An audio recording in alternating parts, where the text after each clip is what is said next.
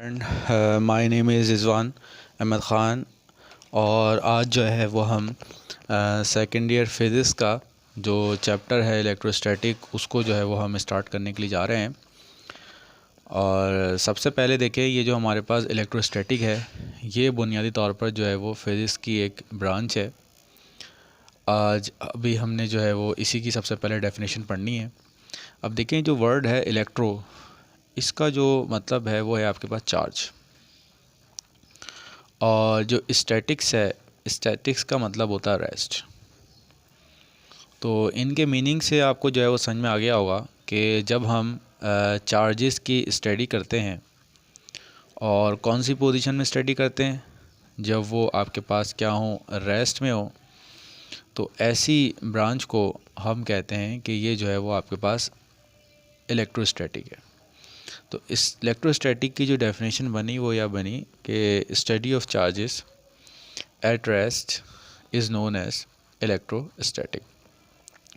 अब देखें, चार्जेस की अगर चार्ज जो है वो रुका हुआ है तो उसकी प्रॉपर्टीज़ कुछ और होती हैं, और चार्ज अगर मूव कर रहा है तो उसकी प्रॉपर्टी क्या होती हैं, कुछ और होती हैं। अब ये जो प्रॉपर्टीज़ हैं, इन प्रॉपर्टीज़ को हमने मुख्तलिफ़ ब्रांचेस के अंदर जो है वो डिवाइड किया हुआ है। जब चार्ज रेस्ट में होगा तो हमने कह दिया वो इलेक्ट्रोस्टैटिक है और उसका पूरा एक चैप्टर आपको पढ़ाया जाएगा। जब चार्ज एट मोशन है या चार्ज मूव कर रहा है तो वो हमारा इलेक्ट्रोडायनेमिक्स में आ जाता है, इलेक्ट्रिसिटी में आ जाता है। और जो इसकी प्रॉपर्टी है इलेक्ट्रोमैग्नेटिज़्म, उसके लिए फिर हमारे पास जो है वो अलग से चैप्टर है। तो अब जो आज हम स्टार्ट कर रहे हैं वो इलेक्ट्रोस्टैटिक का जो है वो चैप्टर स्टार्ट कर रहे हैं। अब देखें, ये आपने जो है वो सबसे पहले जो है वो आपने डेफिनेशन पढ़ी चार्ज एट रेस्ट। तो सबसे पहला जो सवाल आपके जहन में आया होगा वो ये आया होगा कि जो हम पढ़ने जा रहे हैं चार्ज, ये बुनियादी तौर पर है क्या, कि इसका बुनियादी कॉन्सेप्ट क्या है, ये चार्ज जो है वो बुनियादी तौर पर है क्या चीज़, ठीक है, बनता कैसे है, इसकी टाइप्स क्या हैं। तो आज सबसे पहले हम जो है वो इसी चीज़ को जो है वो डिटेल में जो है वो हम पढ़ेंगे। और आज का टॉपिक ही हमारा जो है वो चार्ज के ऊपर है, चार्ज को हमने समझना है। अब देखें, ये इलेक्ट्रोस्टैटिक का जो है वो बुनियादी कॉन्सेप्ट है। अगर ये कॉन्सेप्ट आपका आज क्लियर हो जाए तो फिर आप जो है आगे जो भी कॉन्सेप्ट आते जाएंगे तो वो आहिस्ता आहिस्ता करके सारे के सारे जो है वो आपके लिए जो है वो एक बड़ा कॉन्सेप्ट डेवलप करने में आपको हेल्प करेंगे। तो ज़रूरी है कि ये जो पहला कॉन्सेप्ट है ये आपको जो है वो अच्छी तरह समझ में जो है वो आ जाना चाहिए। तो अब सबसे पहले हम देखते हैं चार्ज क्या है। अब देखें, सबसे पहले देखें कि हम देखते हैं नेचर। तो नेचर जो है वो बुनियादी तौर पर दो चीज़ों से मिलके बनी हुई है। तो पहली चीज़ जो है वो है हमारे पास रेडिएशंस। अब रेडिएशंस जो हैं वो क्या हैं, जैसे मिसाल के तौर पर सूरज है, सूरज से जो भी आपके पास एनर्जी आ रही है उसको हम कहते हैं कि ये बुनियादी तौर पर हमारे पास रेडिएशंस हैं जो आपकी तरफ क्या कर रही हैं, ट्रैवल कर रही हैं, ठीक है। और इन रेडिएशंस को हम कहते हैं कि इनकी नेचर जो है बुनियादी तौर पर वेव्स है, और ये वेव नेचर में आपकी तरफ क्या कर रही हैं, मूव कर रही हैं, ठीक है। और जो दूसरी चीज़ जिससे नेचर मिलके बनी हुई है वो है आपके पास मैटर, ठीक है। और मैटर तो आपको पता है, इसके अंदर जो है इसके पास जो होता है it has mass and volume, ठीक है। और इनके अंदर जो है वो बुनियादी तौर पर जो पार्टिकल्स होते हैं, यानी इनकी जो नेचर होती है वो पार्टिकल्स नेचर होती है, यानी रेडिएशंस के अंदर वेव्स मौजूद होती हैं। और जो है वो मैटर जो है वो मैटर के अंदर जो है वो कुछ पार्टिकल्स जो होते हैं वो आपके पास मौजूद होते हैं। लेकिन देखें, तो दोनों में जो कॉमन चीज़ होती है तो कॉमन चीज़ जो होती है वो बुनियादी तौर पर इनके अंदर क्या होती है, एनर्जी होती है, ठीक है। अब सबसे पहले देखिए कि ये जो हमारे पास मैटर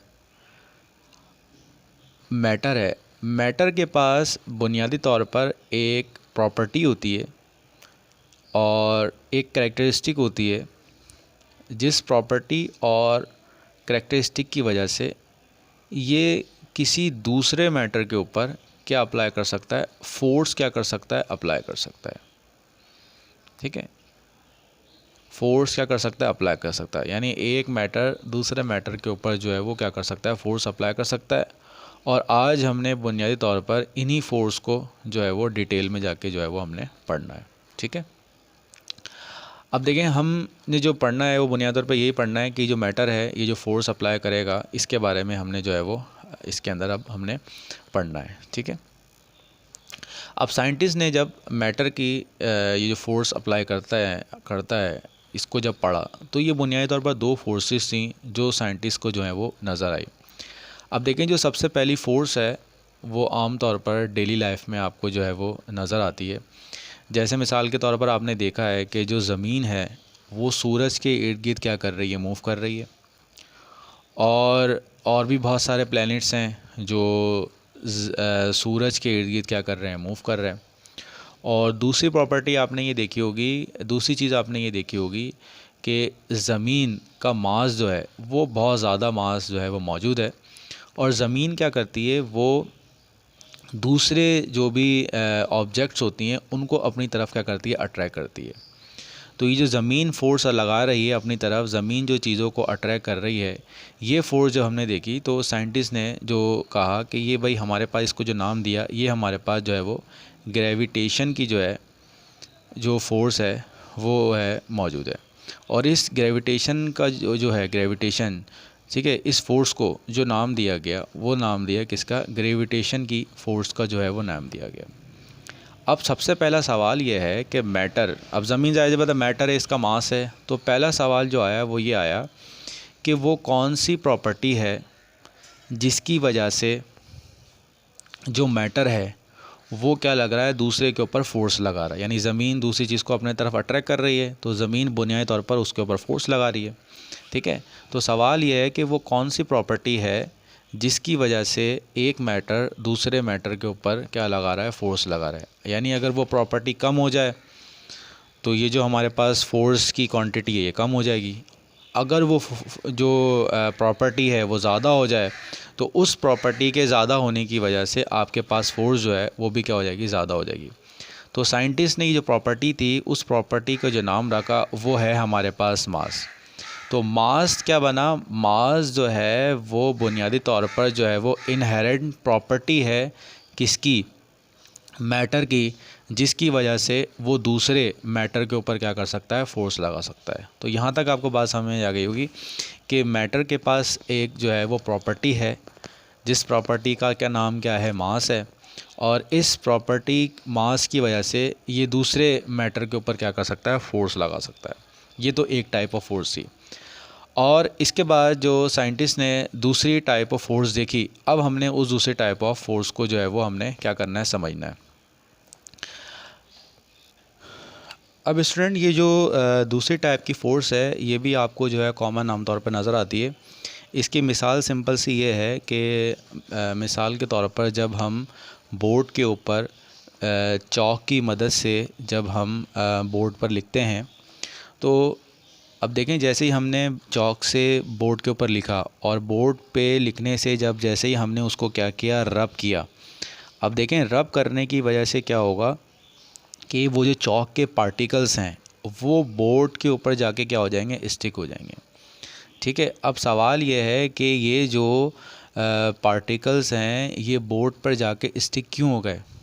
तो जाहिर सी बात है, यही चीज़ आपके जहन में आएगी कि इसके अंदर भी कोई एक फ़ोर्स जो है वो क्रिएट हो गई है, और जिस फोर्स की वजह से वो बोर्ड के ऊपर जाके क्या हो चुकी है, स्टिक हो चुकी है। अब सवाल ये है कि बोर्ड भी आपके पास मौजूद है, यहाँ बोर्ड भी है, और ज़मीन का ग्रेविटेशनल पुल भी हमारे पास मौजूद है। अब सवाल ये है कि ग्रेविटेशन का फोर्स भी मौजूद है, ठीक है, और ये वाली फ़ोर्स भी मौजूद है। तो अब सवाल ये है कि ज़मीन इस चॉक के पार्टिकल को नीचे अपनी तरफ क्यों नहीं खींच पा रही। तो इसकी सिंपल सा रीज़न ये है कि ये जो फोर्स ग्रेविटेशनल वाली फ़ोर्स है, जो ग्रेविटेशनल की फ़ोर्स है, वो ग्रेविटेशन की फ़ोर्स जो है वो कम है as compare to this force. ठीक है। तो यहाँ तक तो बाद में समझ में आ गई कि एक ग्रेविटेशन की फ़ोर्स भी है और इसके अलावा एक फ़ोर्स और हमारे पास क्या है, वो मौजूद है। ठीक है। और वो फोर्स जो है, वो फोर्स भी जो है वो मैटर की जो है वो आपके पास प्रॉपर्टी है। लेकिन ये जो मैटर की ये जो आपके पास फोर्स है, ये फोर्स कभी आपके पास मौजूद होती है और कभी मौजूद नहीं होती। अब ये चीज़ हमने समझनी है, जो लास्ट स्टेटमेंट मैंने आपको बोली है, अब ये चीज़ जो है वो आपने इसको समझनी है। अब जैसे मिसाल के तौर पर देखें, ये मेरे पास जो है वो पेपर के पीसीस मेरे पास मौजूद हैं। ये पेपर के पीसीस मेरे पास मौजूद हैं और इन पेपर के पीसीस के ऊपर ये मेरे पास जो है वो प्लास्टिक का पेन जो है वो मेरे पास मौजूद है।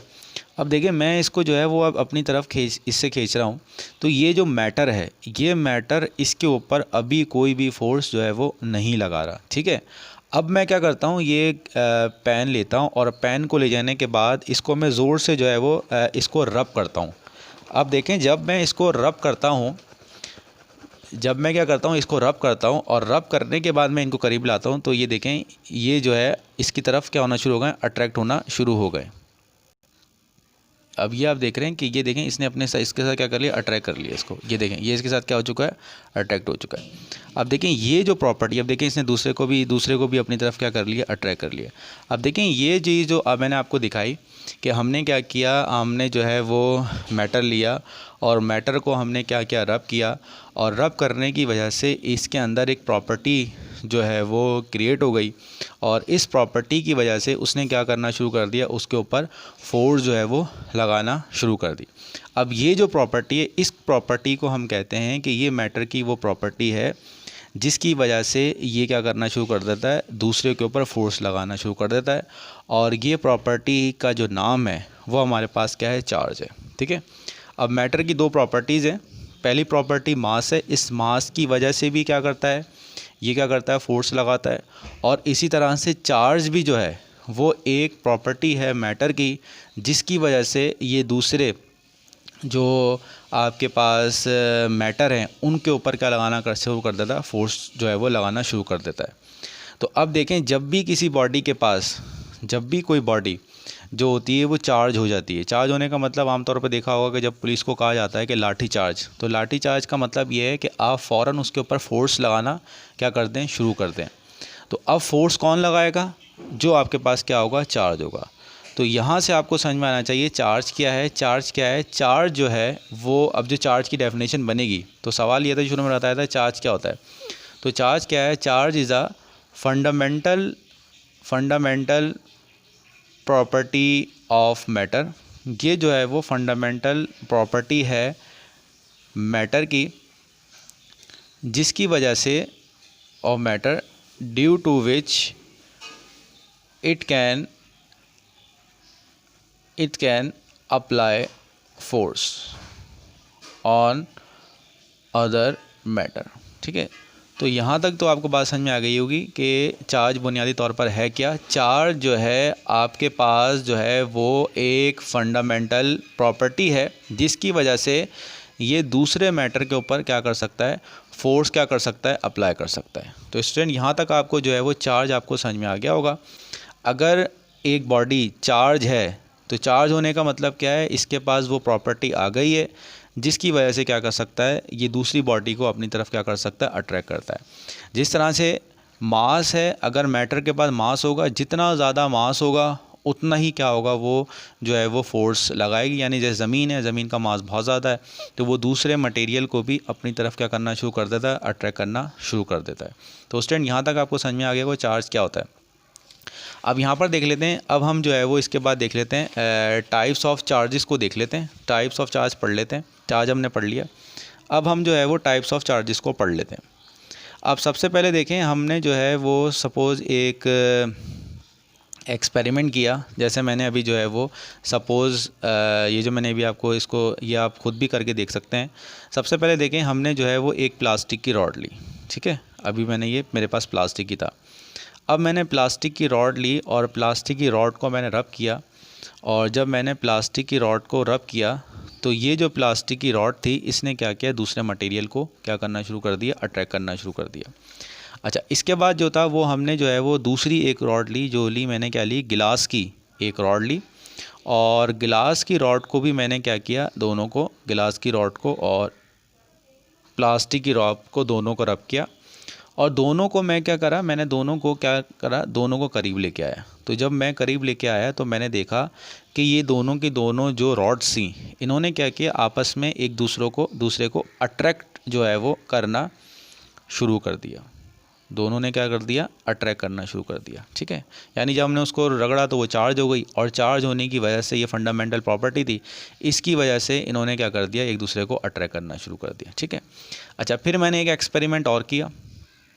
अब जब मैंने एक एक्सपेरिमेंट और किया तो जो मैंने प्लास्टिक की रॉड्स ली, अब मैंने 2 प्लास्टिक की रॉड्स ली, और जब मैंने 2 प्लास्टिक की रॉड्स ली और उनको मैंने रब करने के बाद जब मैं एक दूसरे के करीब लेके आया, तो फिर मैंने देखा कि वो जो है वो एक दूसरे को रेपेल कर रही हैं। रेपेल करने का मतलब क्या है, वो एक दूसरे को उन्होंने क्या करना शुरू कर दिया, एक दूसरे को दूर जो है वो भेजना शुरू कर दिया। और इसी तरह से जब मैंने गिलास की रॉड ली, तो गिलास की रॉड में भी मुझे नज़र आया कि जो है मेरे पास वो जो गिलास की रॉड्स हैं, उन गिलास की रॉड्स ने भी क्या करना शुरू कर दिया, एक दूसरे को रेपेल करना शुरू कर दिया।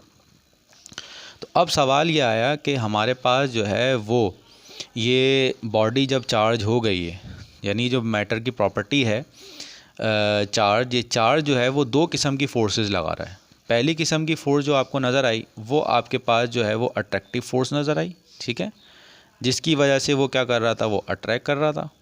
ठीक है, और दूसरी फ़ोर्स जो वो नज़र आई वो क्या नज़र आई, रिपल्सिव फ़ोर्स नज़र आई। अब सवाल ये था कि ये जो अट्रैक्टिव और रिपल्सिव फ़ोर्स आपको नज़र आ रही है, तो ये 2 किस्म की फ़ोर्स नज़र आ रही हैं। अब देखें, जब 2 किस्म की फ़ोर्स नज़र आ रही हैं तो इसका मतलब ये हो कि चार्जेस वो जो होंगे वो आप पर 2 टाइप्स ऑफ चार्जेस जो होंगे वो हमारे पास क्या होंगे, मौजूद होंगे। ठीक है, 2 टाइप्स ऑफ चार्जेस हमारे पास क्या होंगे, मौजूद होंगे। ठीक है, यहाँ तक आपको बात समझ में आ गई। अब सवाल ये है कि जो 2 टाइप ऑफ चार्जेस हैं, अब यहाँ तक तो हमें कंक्लूजन हो गया हमारा कि भाई ये जो चार्ज है वो 2 किस्म के, एक किस्म का नहीं है, ये 2 किस्म के चार्ज हमारे पास मौजूद हैं। अब सवाल ये है कि जो चार्जेस हैं इसका अब नाम क्या होगा, इसका जो है वो नेम क्या है। अब 2 चार्ज जो हैं, अब 2 मुख्तलिफ चार्ज हैं, दोनों के नाम जो होंगे वो मुख्तलिफ होंगे, तो इनका जो है वो नाम क्या है। अच्छा, इस नाम को समझने से पहले हम एक चीज़ समझते हैं कि देखें, ये जो मैंने अभी आपको बताया था कि मैंने प्लास्टिक की रॉड ली, प्लास्टिक की रॉड चार्ज हो गई, फिर गिलास की रॉड ली, गिलास की रॉड भी चार्ज हो गई, और दोनों को मैं करीब लाया, तो करीब लाने की वजह से ये दोनों के दोनों जो थे वो अट्रैक्ट होना शुरू हो गए।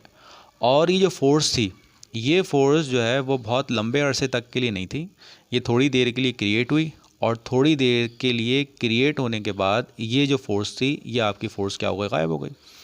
और गायब होने का मतलब क्या है, गायब होने का मतलब हम देख लेते हैं क्या है। अब ये जो गायब होना है चार्ज, यानी ये पहले ये वाली बॉडी भी चार्ज हो गई और ये वाली बॉडी भी चार्ज हो गई।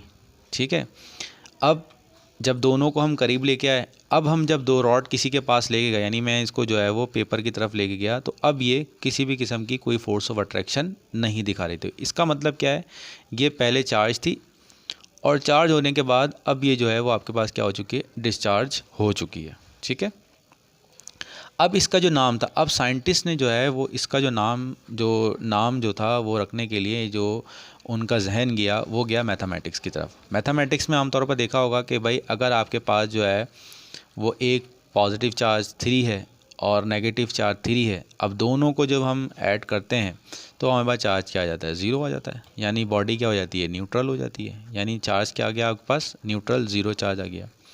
अब देखें, अभी पहले जब मैंने आपको करके दिखाया था, तो पहले जब मैंने पेपर से मैं इसको अट्रैक्ट कर रहा था तो इसके ऊपर कोई चार्ज नहीं था, ये मतलब न्यूट्रल था, न्यूट्रल मतलब नो चार्ज। लेकिन जब मैंने इसको रब किया और रब करने के बाद मैंने इसको देखा, तो अब वो क्या कर रहा था, उसको अट्रैक्ट कर रहा था। तो रब करने से पहले वो क्या था, न्यूट्रल था, उस पर कोई चार्ज मौजूद नहीं था। तो इससे ये साइंटिस्ट ने ये कंक्लूजन निकाला कि देखें, ये जो चार्जेस हैं, ये बुनियादी तौर पर जो चार्जेस हैं इनके जो नाम है, एक का नाम उन्होंने रखा पॉजिटिव चार्ज, और एक का नाम जो रखा उन्होंने रखा नेगेटिव चार्ज। ठीक है, और ऐसा क्यों रखा, उन्होंने देखा कि मैथमेटिक्स में जिस तरह से होता है कि पॉजिटिव 3 और नेगेटिव 3 दोनों मिलके बॉडी को न्यूट्रल बना देते हैं, यानी न्यूट्रल 0 चार्ज आ जाता है। इसी तरह से जब ये हम इसको रगड़ते हैं तो ये चार्ज हो जाता है, और चार्ज होने के बाद जब हम करीब लेके आते हैं तो ये डिस्चार्ज हो जाता है। यानी यहाँ पर अगर फ़र्ज़ करें पॉजिटिव चार्ज क्रिएट हुआ था और यहाँ पर नेगेटिव चार्ज क्रिएट हुआ था, तब ये दोनों आए तो इन्होंने क्या किया, न्यूट्रलाइज़ किया, और न्यूट्रलाइज़ करने के बाद ये जो बॉडी थी ये दोबारा आपके पास क्या हो गई, न्यूट्रल हो गई। तो इससे पता लगा कि हमारे पास जो है वो ये चार्जेज़ हैं, ये चार्जेज़ बुनियादी तौर पर पॉजिटिव और नेगेटिव हैं। ठीक है। अच्छा, और इससे फिर उन्होंने इस एक्सपेरिमेंट से इन्होंने कंक्लूजन निकाला कि जो फोर्स है, जो आपके पास लाइक चार्जेस होते हैं, एक जैसे चार्ज होते हैं, वो रिपल्सिव फोर्स लगाते हैं। वो क्या लगाते हैं? Repulsive force. जैसे मिसाल के तौर पर जो है ये आपके पास प्लास्टिक है, तो जब प्लास्टिक को हम करीब लेके आ रहे थे तो ये एक दूसरे को रिपल कर रहे थे, और जब हम गिलास रॉड को लेके आ रहे थे तो गिलास रॉड भी क्या कर रहे थे? रिपल्सिव कर रहे थे। तो इसका मतलब अगर अपोजिट सेम चार्जेस हैं तो ये आपके पास अपोजिट चार्जेस हैं तो ये रिपल्सिव फोर्स लगाएंगे, और अगर ये हमारे पास जो है वो सेम चार्ज हैं तो ये फिर हमारे पास जो है वो अट्रैक्टिव फोर्स जो होंगे वो इसके ऊपर लगाएंगे। ठीक है, यहाँ तक जो है वो आपको बात समझ में आ गई होगी।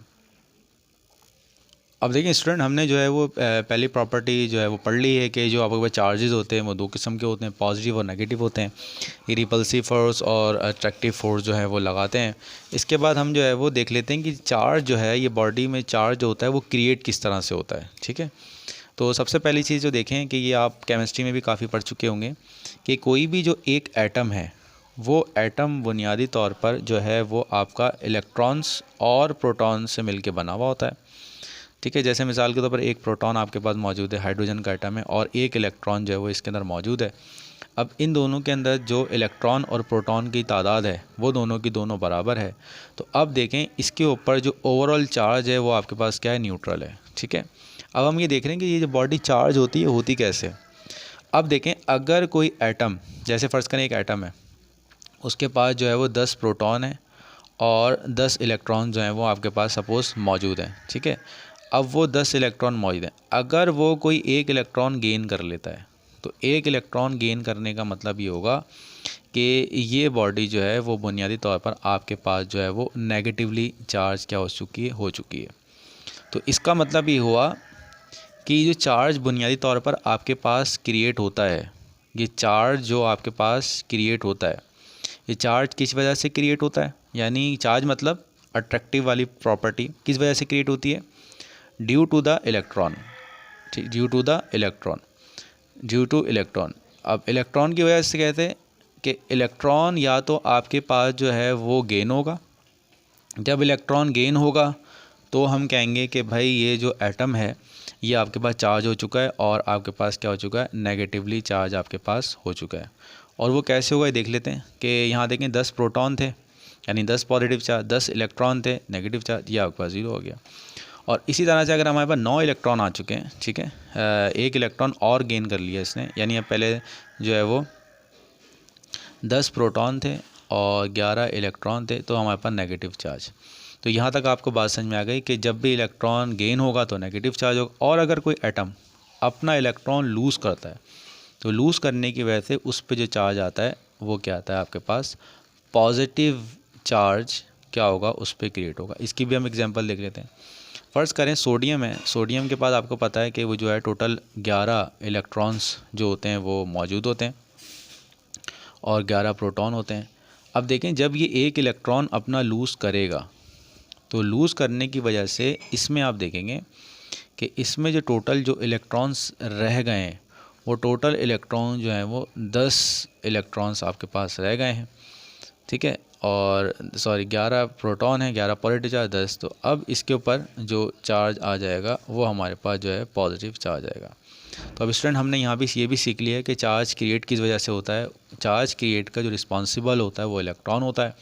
अगर इलेक्ट्रॉन लूज़ होगा तो पॉजिटिव चार्ज, अगर गेन होगा तो आपके पास क्या होगा? Negative charge. ठीक है, अच्छा इसके बाद देख लेते हैं कि हमारे पास जो है वो जो सेकंड चीज़ है कि ये जो चार्ज है, चार्ज का जो मैग्नीट्यूड है वो जो है वो कितना होता है, ये हमने अब इसमें देख लेना है। तो मैग्नीट्यूड ऑफ चार्ज है वो हमारे पास जो है वो कितना होता है। ठीक है, अब सबसे पहले देखें कि हमारे पास जो है वो चार्ज जो होता है वो बुनियादी तौर पर क्वांटाइज्ड होता है।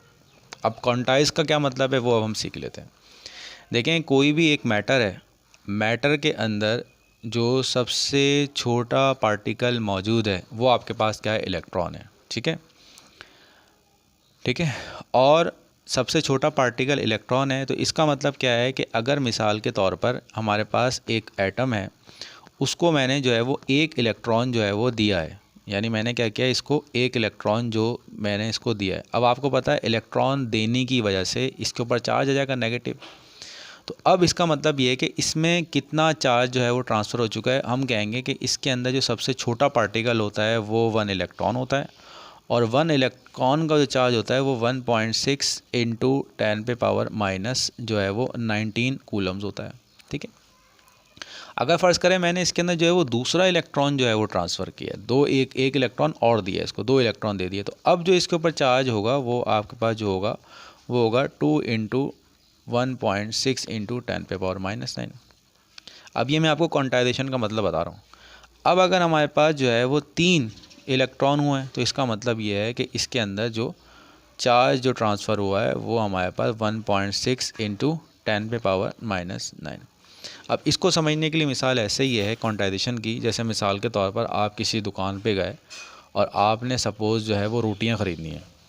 अब या तो आप एक रोटी ख़रीदेंगे, यानी वो चार्ज करेगा आपको, या तो वो एक रोटी के लिए चार्ज करेगा, या 2 रोटी के लिए करेगा, या 3 रोटी के लिए करेगा, या वो 4 रोटी के लिए करेगा। तो इसका मतलब ये होगा कि हमारे पास कभी ऐसा नहीं होगा कि 1.2 जो रोटी हैं उनके पैसे ले लिए, 1.3 की रोटी ले लिए। तो ये जो क्वांटाइजेशन आपको, ये मतलब है किसका, क्वांटाइजेशन का। ठीक है, तो चार्ज जो भी मौजूद होगा, तो चार्ज जब भी आपके पास किसी बॉडी के अंदर मौजूद होगा, चार्ज को हम रिप्रेजेंट करते हैं Q से, और Q is equal to NE। ये हमारे पास जो है वो क्वांटाइजेशन की जो है वो आपके पास फॉर्म हमारे पास जो है वो मौजूद है। अब इसका मतलब क्या है, या तो एक इलेक्ट्रॉन का चार्ज किसी पे मौजूद होगा, या 2 इलेक्ट्रॉन का चार्ज इस पर मौजूद होगा, या 3 इलेक्ट्रॉन का मौजूद होगा, या फिर जो है वो 4 इलेक्ट्रॉन्स का मौजूद होगा, और उसको हमने क्या कर दिया, n से हमने क्या कर दिया, रिप्रेजेंट कर दिया। और ये बहुत इंपॉर्टेंट कॉन्सेप्ट है, जब हम न्यूमेरिकल्स करेंगे तो उन न्यूमेरिकल्स में ये वाला जो कॉन्सेप्ट होगा वो जो होगा वो आपके पास जो होगा वो यूज़ होगा।